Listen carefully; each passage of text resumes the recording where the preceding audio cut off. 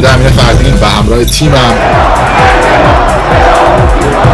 اینکه علا برکت الله، ولی اگه اینجوریه چرا دلار 4750 تومان؟ سلام جام جهانی متهمان خانواده بنیتا و تولدی که جعبه سیاه کشتیران برنامه اینترنتی پشت پرده برای تیم پشت پرده نه اصلاح طلب مهم هستش و نه اصولگرا. ما به بالهای سیاسی اصلا اهمیت نمیدیم. پشت پرده. همیشه آقای روحانی میدونید چی برای من جالبه و باید پشت پردهش رو بشه؟ این هستش که آقای روحانی همیشه تو سخنرانی‌هاشون میان تیم قبلی و دولت قبلی رو به اینکه اونها دارن فساد مالی میکنن، اونها دنبال رمالی بودن، دنبال خواب بودن، دنبال جرگیری بودن مسخره میکنه و همیشه توی سخنرانی‌هاشون میاد میگه که ما نه خواب دیدیم، نه جنگیری کردیم، نه رمالی کردیم.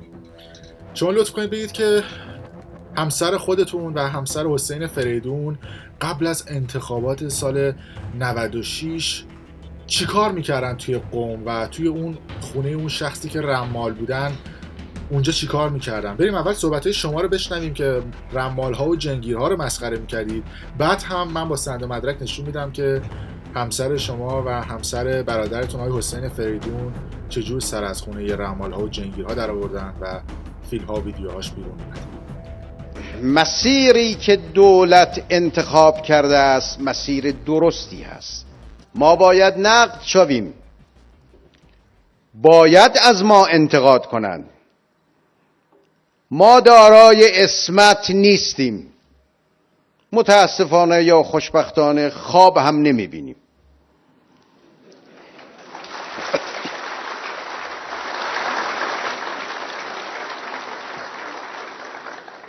به فال و فالگیر و جنگیرم از اول. میدید این خنده های آقای حسن روحانی و حسین فریدون و دار دستش که اونجا نشستن برای چی هستش؟ اینا میخندن به ریش من شما. چرا؟ چون خانم های خود آقای حسن روحانی، آقای حسین فریدون میرن ارتباط میگیرن با رمال ها و جنگیر های قم که شبونه اینا رو دستگیر میکنند. بعد آقای حسن روحانی میگه که چرا دستگیری ها چهارشنبه و پنجشنبه انجام میشه که قوه قضاییه تعطیله. بعد از اون هم مجتبی ذوالنور.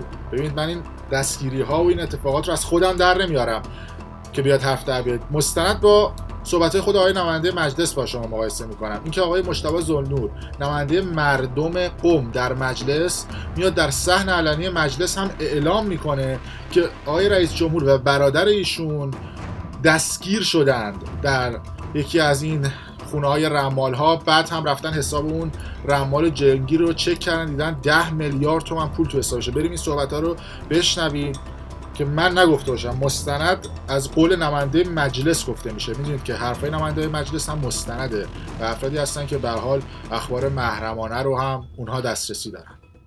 آدرس عوضی به مردم ندهید.